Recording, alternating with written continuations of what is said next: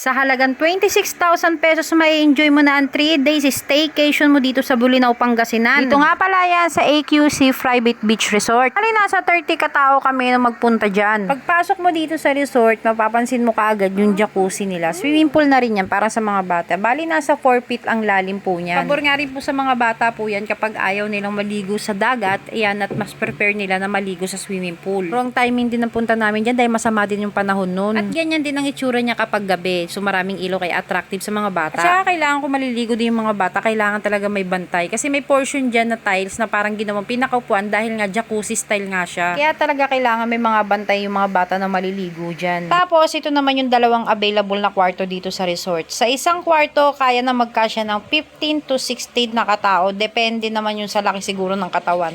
Sa dami ng higaan, talagang mababudget nyo yung space. At saka ito yung pinakagusto ko dito sa resort na to.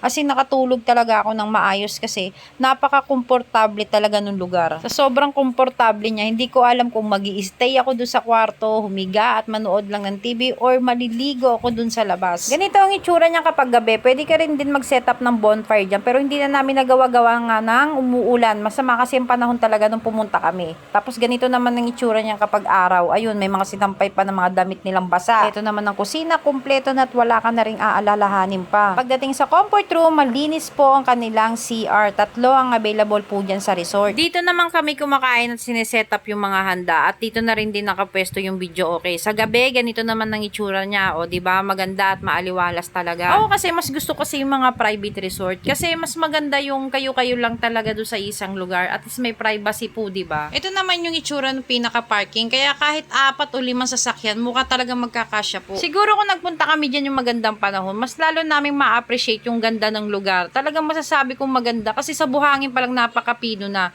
Kung makikita nyo nga dyan, no, makulimlim pa at saka yung baybayin, naipon na po yung mga patay na seagrass dyan. Kasi nga masama nga yung panahon at saka panay ulan pa, oh. Tignan nyo sa tubig pa lang, oh, diba? Napakalinaw na. Syempre nabulabog na po ng hangin at ulan yan. Ano pa kung magandang panahon, baka pang Instagram na talaga ang view dyan. Kung mababaw ba o malalim, mababaw lang po. Ang haba po ng portion na yan na napakababaw po bago ka makarating dun sa pinakamalalim na part. So safe po talaga sa mga bata. Isinama ko na rin pala yung alaga ko dyan, Shih Tzu, kasi pet friendly naman po yung lugar. So maging responsable po tayo sa ihi at dumi nila. At kahit masama yung panahon, nalibang pa rin yung mga bata kasi dun pala sa Dalampasigan, namimili na sila ng mga iba't ibang klase ng shell. Meron pa nga sila nakitang starfish, hindi ko lang alam kung naiuwi din po nila yan. Pinag-tiktok ko pa nga yan sila sa labas, yung maybe this time na nauso ngayon ni Sarah Geronimo. So hanggang dito na lang mga mare ko, talagang super enjoy kami kahit na talagang natapat na may habagat pa. Ayan ng view, nung pauwi na kami, talagang kung kailan pauwi ay sa kapag gumandang panahon. Kaya sa mga gustong mag-staycation sa Bolinao, Pangasinan, i-message nyo lang po sila dito sa Facebook page po nila at agad sa inyo nasasagot si Ma'am Risa. O siya, babush na mga mare ko at salamat po doon sa mga nanood mag-share ng aking video. Salamat po!